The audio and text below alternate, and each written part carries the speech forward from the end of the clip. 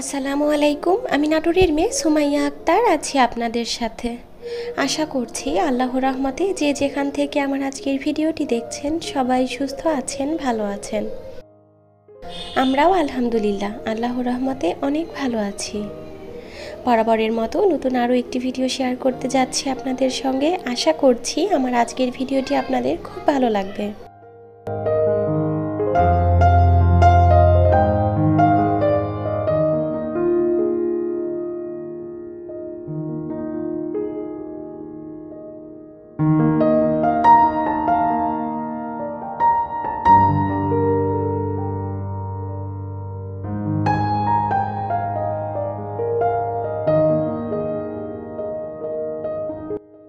আমার আজকের video title দেখে হয়তো বুঝে গিয়েছেন যে আমি পিৎজার কোর্স করেছি। আসলে কোর্সটি অনেক দিন থেকেই করব ভাবছি, এটা আর হয়ে উঠছিল না। ফাইনালি যাই হোক কোর্সটা করে নিলাম আর পিৎজা বানিয়েও ফেলেছি। মাশাল্লাহ খুব ভালো হয়েছিল। কোর্স করে আসার পরে প্রথম দিনেই যে এত ভালো পিৎজা বানাতে পারবো, সত্যি এটা আমি কল্পনা করতে পারিনি। পিৎজাটা বেশ মজা হয়েছিল। আমি এর আগে কেকের জন্য একটি কোর্স করেছিলাম আর এটা পিৎজার কোর্স করলাম। এই দিয়ে মোট 2টি কোর্স করা হলো আমার। কেকের কোর্সটি করেছি বেশ কয়েক বছর আগে আর রিসেন্ট করে এসেছি হচ্ছে পিৎজার কোর্স। তো মাশাল্লাহ আমার কেকের কোর্সটা করার পরেও আমি খুব দ্রুত কেকের কাজগুলো করতে পেরেছি। মানে অনেকের দেখা যাচ্ছে ভালো হয় না, কেক ফোলে না বা চুপসে যায়, অনেক রকমের প্রবলেম হয়। তো আমার ক্ষেত্রে সেটা হয়নি আলহামদুলিল্লাহ। আমার প্রথম কেকটাই একদম পারফেক্ট ছিল। যদিও ডিজাইনের ফিনিশিংটা খুব একটা ভালো আনতে পারিনি, কিন্তু টেস্টটা কিন্তু বেস্ট ছিল।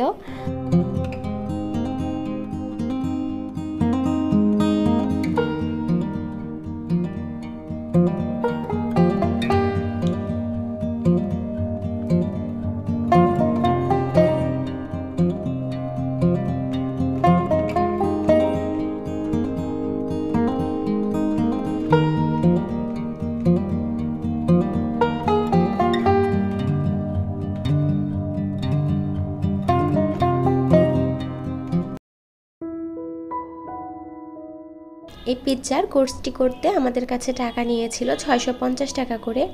আর কেকের কোর্সটা তো অনেক আগে করেছি, সঠিক মনে নেই, তবে 3000 টাকার মতো নিয়েছে। আমরা কেকের কোর্সটা যখন করি তখন খুব অল্প কয়েকজন মিলে করেছিলাম, এ কারণে একটু বেশি পড়েছিল।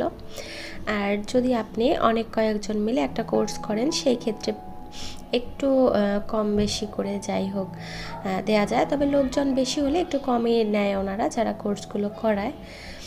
আর যদি একটু লোক সংখ্যা কম হয় সেই ক্ষেত্রে একটু বেশি নেয়, কারণ যেহেতু ওনারা নিজের জিনিসপত্র দিয়ে আমাদের কোর্সগুলো করান, এ কারণে জিনিসপত্রগুলো তো ওনাদের কিনতে হয়। যেমন একটি কেকের কোর্স করতে গেলে কিন্তু আপনাকে প্রায় 12-13 আইটেমের কেক ওনারা শেখায়, সেক্ষেত্রে ওনাদের খরচটাও কিন্তু অনেক পড়ে যায়। এক্ষেত্রে একটু যদি বেশ কয়েকজন মিলে আমরা শিখি তাহলে ওনাদের খরচটাও উঠে যাবে, আমাদের প্রাইসটাও একটু কম পড়বে।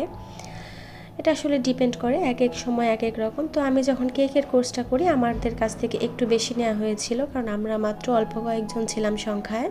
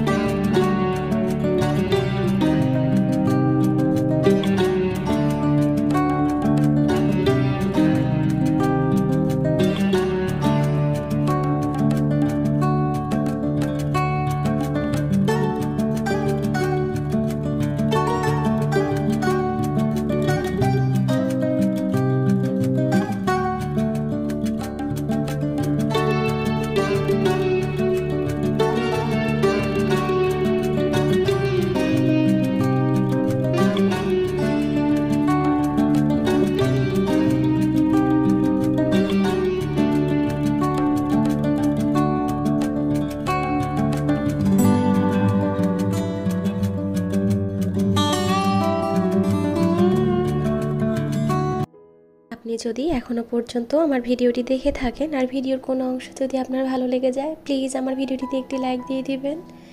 আর আপনি যদি আমার চ্যানেলে নতুন হয়ে থাকেন, চাইলে আমার চ্যানেলটি সাবস্ক্রাইব করে আমার এই ছোট্ট পরিবারের একজন সদস্য হয়ে থেকে যেতে পারেন।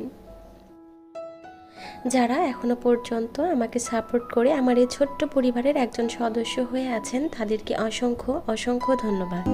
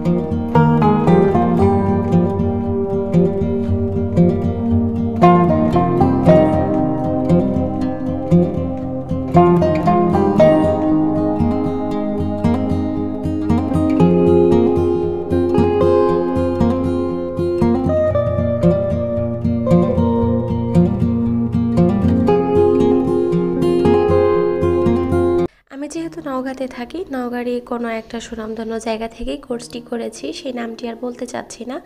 তবে ওনারা আমাদেরকে 3টা স্টেপে কোর্সটি করিয়েছেন, একই দিনে কিন্তু করিয়েছেন। প্রথমে পিৎজা ডো কীভাবে তৈরি করতে হবে সেই বিষয়টা নিয়ে আমাদেরকে জানিয়েছেন এবং করে দেখিয়েছেন।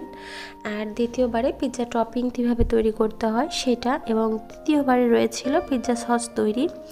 আমার কাছে যেটা মনে হয়েছে, আমরা ইউটিউব দেখে তো অনেকেই অনেক কিছু বাসায় ট্রাই করি, শিখি, তবে অথেন্টিক রেসিপিটা সবাই কিন্তু শেয়ার করে না।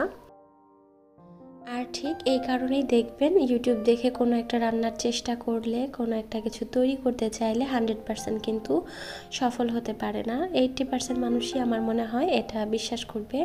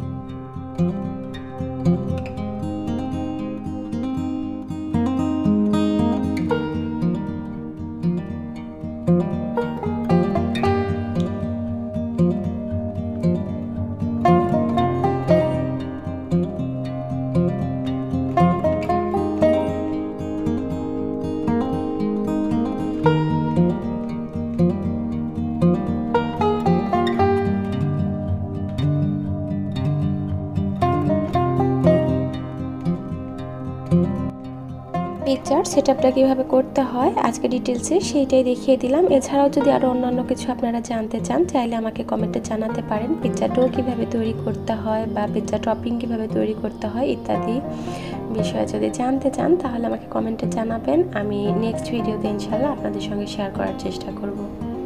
আজকের মতো এখানে বিদায় নিচ্ছি। দেখা হবে নেক্সট কোনো এক ভিডিওতে ইনশাল্লাহ। সে পর্যন্ত সবাই সুস্থ থাকবেন, ভালো থাকবেন।